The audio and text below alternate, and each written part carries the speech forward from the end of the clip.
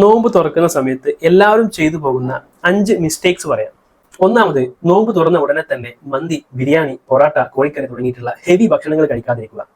കാരക്കയും വെള്ളവും ഉപയോഗിച്ച് നോമ്പ് തുറന്ന ശേഷം 10-15 മിനിറ്റ് കഴിഞ്ഞതിന് ശേഷം മാത്രമേ ഇവ കഴിക്കാവൂ. അല്ല എന്നുണ്ടെങ്കിൽ നിങ്ങളുടെ ദഹനം പ്രശ്നത്തിലാകാനും ഗ്യാസിന്റെ ബുദ്ധിമുട്ടുകൾ ഉണ്ടാകാനും കാരണമാകും.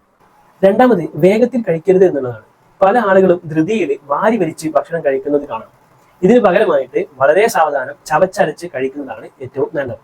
മൂന്നാമത്, പൊരിച്ചതും എണ്ണക്കടികളും കുറയ്ക്കുക എന്നുള്ളതാണ്. സമൂസ ഒന്നായാൽ കുഴപ്പമില്ല, എന്നാൽ ഒന്നിലധികമായാൽ അത് പ്രശ്നമാണ്.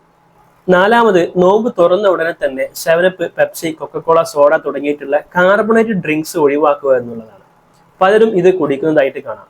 ഇത് നിങ്ങളുടെ വൈറൽ ഗ്യാസ്ട്രൈറ്റിസ് പോലെയുള്ള രോഗങ്ങൾക്കും വയറു വീക്കത്തിനും മറ്റ് പല അസുഖത്തിനും കാരണമാണ്. അഞ്ചാമതായിട്ട് പലരും ചെയ്യുന്ന ഒരു മിസ്റ്റേക്കാണ് നോമ്പ് തുറന്ന ഉടനെ തന്നെ ഒരുപാട് ഗ്ലാസ് ചായ കുടിക്കുക എന്നുള്ളത്. ഇത് ഗ്യാസിന്റെ ബുദ്ധിമുട്ട് കൂട്ടാൻ വേണ്ടിയിട്ടും അസിഡിറ്റി വർദ്ധിക്കാനും അതുപോലെ തന്നെ ഡീഹൈഡ്രേഷനും കാരണമാണ്. അപ്പോൾ പലരും ചോദിക്കുന്നതാണ്, നോമ്പ് തുറന്നു കഴിഞ്ഞാൽ പിന്നെ എന്താണ് കുടിക്കുക എന്നുള്ളത്. ഏറ്റവും നല്ലത് തിളപ്പിച്ചാറിയ വെള്ളം തന്നെയാണ്. ഇഫ്താറിന് ശേഷം 10-15 മിനിറ്റ് നടക്കുന്നതും ചെറിയ രീതിയിലുള്ള വ്യായാമങ്ങൾ ചെയ്യുന്നതും നിങ്ങളുടെ ദഹനത്തിന് വളരെയേറെ ഗുണം ചെയ്യും.